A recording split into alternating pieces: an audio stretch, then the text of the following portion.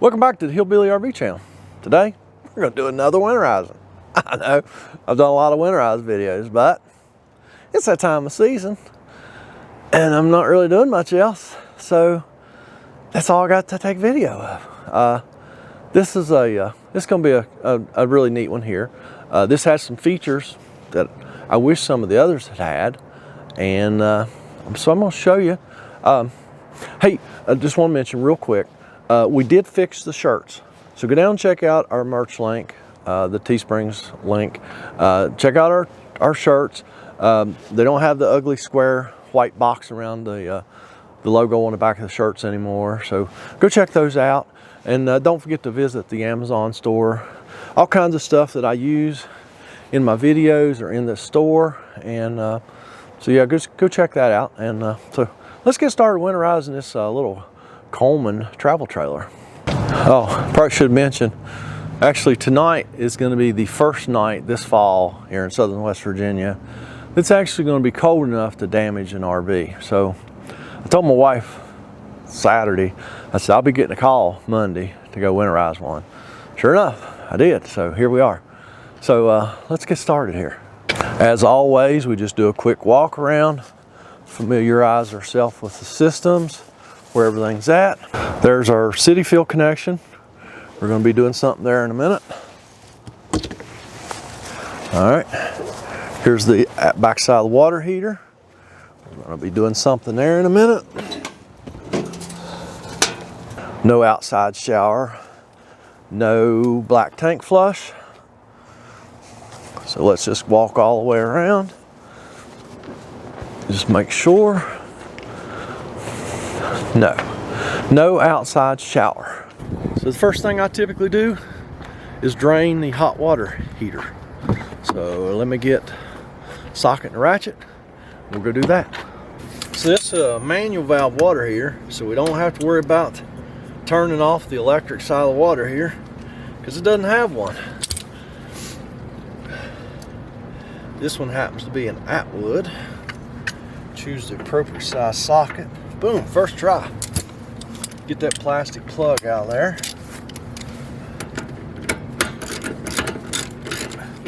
Make sure there's no pressure in the water heater first, just by opening that pop-off valve. Just because if there is pressure in that water heater, you pull that plug out, you will get a shower, and trust me, it's too chilly today to get a shower.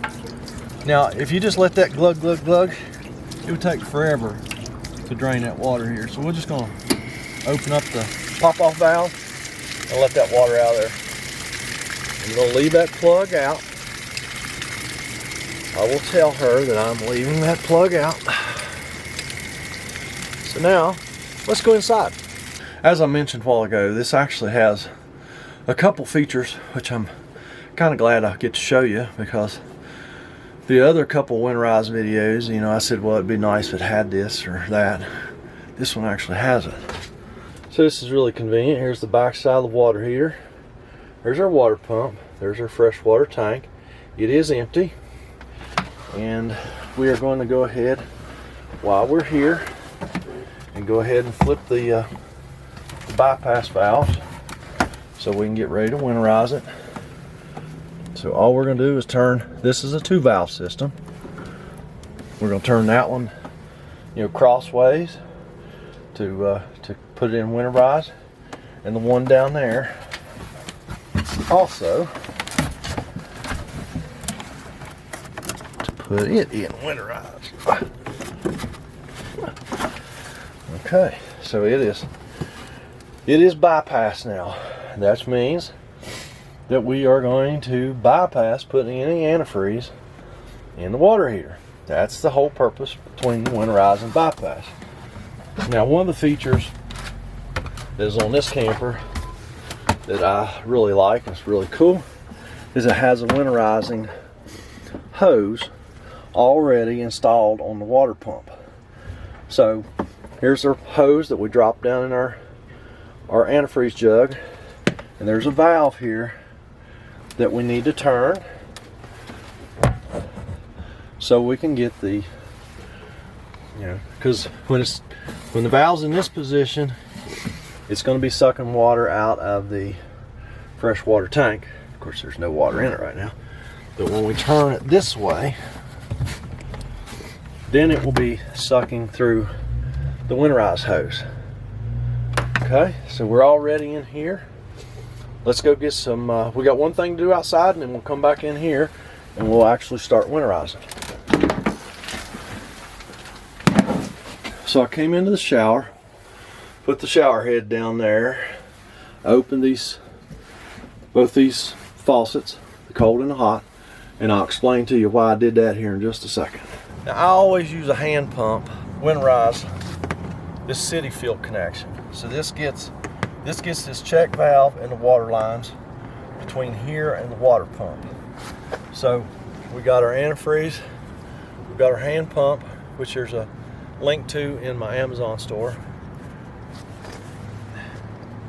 We're going to hook the hand pump up to the city field, which is where you would put your water hose if you were like in a campground and you were just using, you had pressurized city water. You'd hook your hose up here. So hook my hand pump up, drop this in down in the RV antifreeze jug. And that's why I opened those faucets in the shower. That's the farthest point from here. So I opened those valves, because if you don't, you can't get antifreeze in here. So we're just going to pump some antifreeze in here. The water pump is actually across from here, across the camper. So it's, it's 8 or 9 feet away. So I'm going to go ahead and put like a half a gallon or so in there, so that we know that we've got this water line between here and the water pump. Okay, let's take our hose back off. Put our little cap back there. So now we can close the door on the water heater. There's our pop-off valve. So put that back down like it was. Fold the door up. We're done in there. I'll latch it. All right, now the rest of it's inside. Let's take our antifreeze, set it down here, like so. Drop this hose down in there, scoot a little closer, so it will go down in the jug, and then we turn our water heater. Then we turn our water pump on. I'm gonna go close the faucet in the shower first. All right, so I closed that faucet. Let's turn the pump on.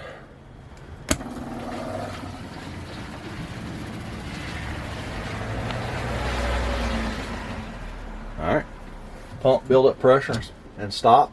So we know our bypass valves are in the correct position. We're ready to start winterizing. So we'll go to the farthest point away from the water pump, which is going to be the shower. We'll turn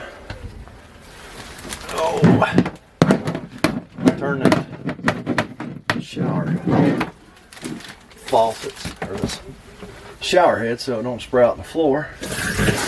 Turn cold on. Nice and pink. Turn the hot on. It's going to have some water. See how I got clear? Now it will get pink here in a minute. Alright, nice and pink. No laboratory on this one. So now we're going to go to the kitchen sink. Do the cold. It's already pink. We'll do the hot. Again, we'll get a little bit of water, and then it'll turn pink. So yeah, oh, we got the commode to do yet. I almost forgot the commode, and you'd be surprised how many people forget the commode. It's easy to do.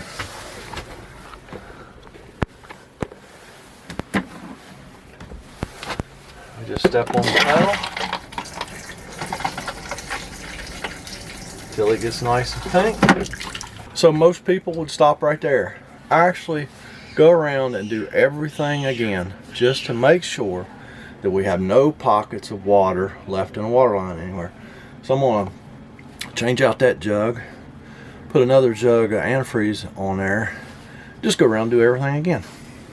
Alright, so we went around and done everything a second time, and I have pulled the hose up out of the jug, left it stuck in the neck of the jug, turn the faucet on, put the pump on, that way it cleans our hose out. Alright, then we can turn the water pump off, and this part is done.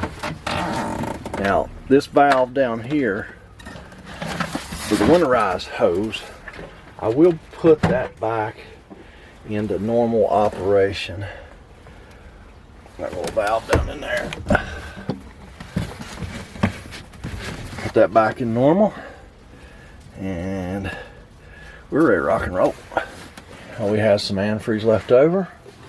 We're just going to dump that down in the traps.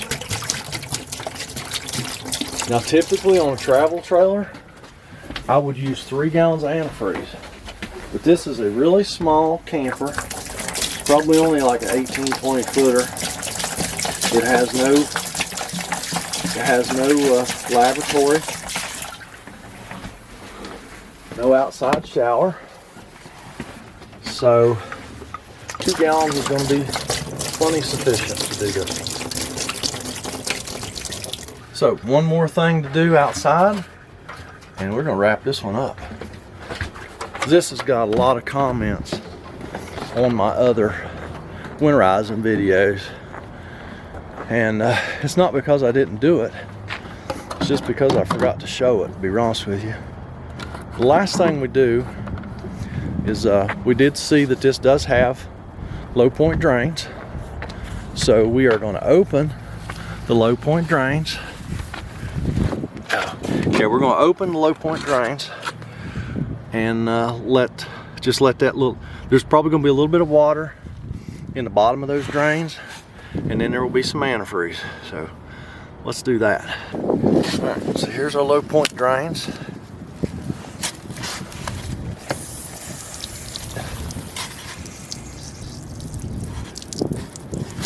We'll just pull those plugs out, let that water and the antifreeze drain out, hot and the cold. I am going to go inside and open a faucet just so that that won't vapor lock and let some stuff run through.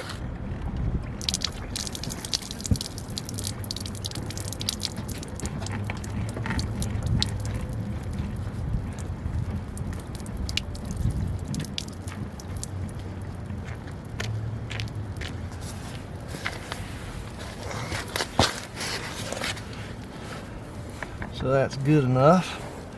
We will put these plugs back in. That's running nice and pink now, so it will be fine.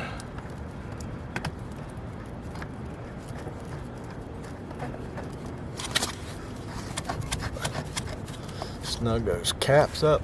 So there you have it. There is winterizing your little Coleman travel trailer. That one was pretty easy peasy. Got to show you that winterize hose, which I would have liked to show you on.